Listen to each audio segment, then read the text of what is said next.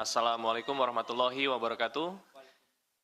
Pada sore hari ini, KPK akan menyampaikan rilis pengumuman perkara pengadaan barang dan jasa pada salah satu bank BUMD milik Pemprov Jawa Barat dan Banten, yang lengkapnya akan disampaikan oleh Bapak Budi Sokmo. Untuk waktu dan tempat kami persilakan. Bismillahirrahmanirrahim. Assalamualaikum warahmatullahi wabarakatuh. Saya menyampaikan terkait rilis penyidikan perkara pengadaan barang dan jasa di Bank Jabar Banten. Per tanggal 27 Februari 2025 telah menerbitkan 5 buah seprindik, yaitu nomor 13 sampai dengan 17 untuk 5 orang tersangka. Tersangka ini 2 orang dari pejabat Bank Jabar Banten, kemudian 3 orang dari swasta. 2 orang tersebut adalah Saudara YR, jabatannya selaku Direktur Utama Bank Jabar Banten, kemudian yang kedua adalah Saudara WH, pimpinan divisi Korsek Bank Jabar Banten. Kemudian 3 orang swasta ini adalah pemilik agensi iklan, yaitu Saudara ID, pemilik agensi Arteja Mulyatama dan Cakrawala Kreasi Mandiri. Kemudian Saudara S adalah pemilik agensi BSC dan WSBE. Kemudian Saudara SJK, pemilik agensi CKMB dan CKSB. Perlu saya sedikit jelaskan kepada teman-teman media semua bahwa di tahun 2021 sampai pertengahan 2023, Bank Jabar Banten ini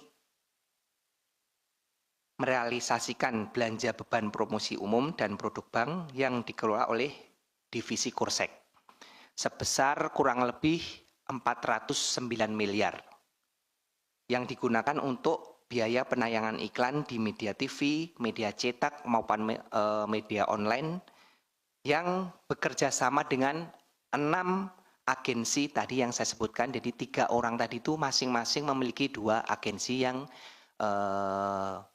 memenangkan sebagai pihak vendor yang menerima pekerjaan penempatan iklan oleh Bank Jabar Banten. 6 agensi tadi secara rinci masing-masing menerima PT CKMB 41 miliar, kemudian CKSB 105 miliar, PT AM 99 miliar, PT CKM 81 miliar, PT BSCA 33 miliar, dan PT WSBE 49 miliar.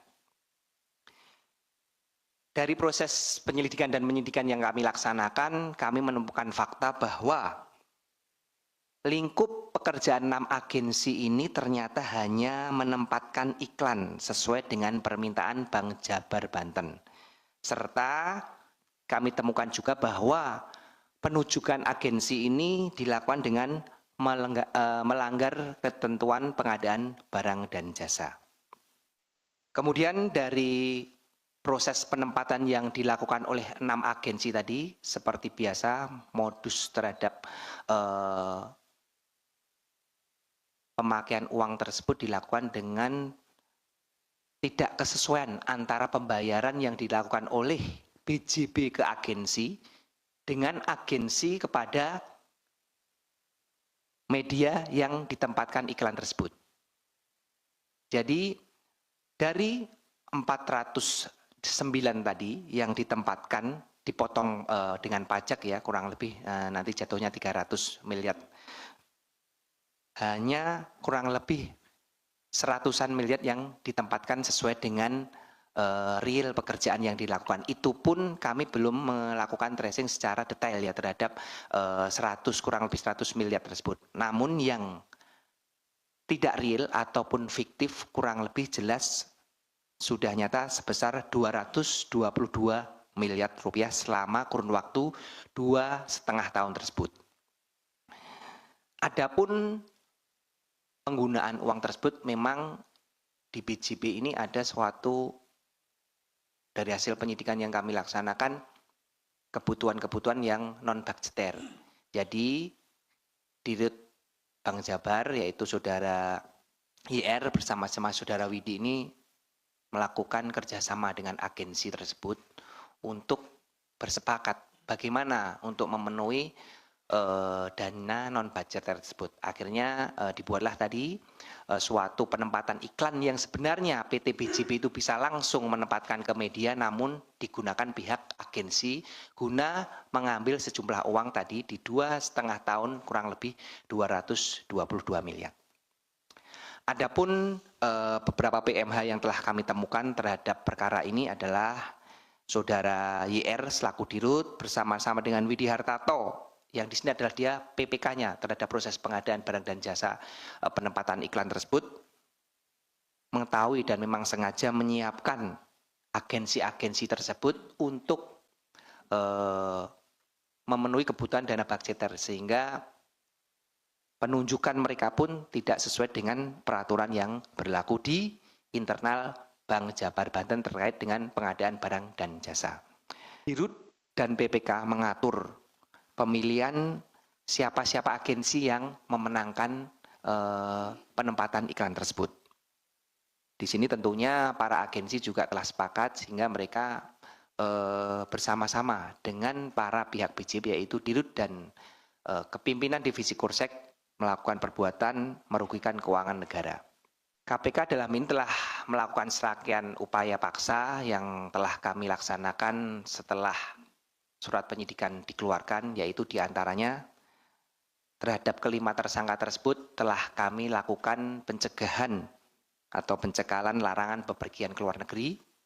Kemudian kami juga telah melakukan penggeledahan di beberapa tempat yang kami duga terdapat barang bukti terkait dengan perkara dimaksud. Kemudian tentunya kami melakukan penyitaan barang bukti dalam rangkaian proses penggeledahan yang telah kami laksanakan. Itu saja yang bisa kami sampaikan terkait dengan perkembangan penyidikan perkara pengadaan barang dan jasa di Bank Jabar Banten. Silakan rekan-rekan media yang akan memberikan pertanyaan, namun saya rasa cukup. Sebagai tambahan rekan-rekan sekalian, disampaikan bahwa pada tanggal 28 Februari tahun 2025, KPK telah mengeluarkan surat keputusan nomor 373 tahun 2025 tentang larangan bepergian ke luar negeri terhadap 5 orang berinisial YR, WH, IAD, SUH, dan RSJK. Untuk diketahui bahwa per tanggal 27 Februari 2025, penyidik KPK telah mengeluarkan surat perintah penyidikan dugaan tindak pidana korupsi dalam pengadaan barang atau jasa pada PT BPD Jawa Barat dan Banten untuk tahun anggaran 2019 sampai dengan 2024. Proses penyidikan saat ini sedang berjalan dan KPK telah menetapkan 5 orang tersangka. Kerugian negara pada perkara ini dalam proses penyelidikan sebesar kurang lebih 250 miliar. Larangan bepergian ke luar negeri ini dilakukan oleh penyidik karena keberadaan yang bersangkutan di wilayah Indonesia dibutuhkan dalam rangka proses penyidikan dugaan tindak pidana korupsi sebagaimana tersebut di atas dan berlaku untuk 6 bulan ke depan.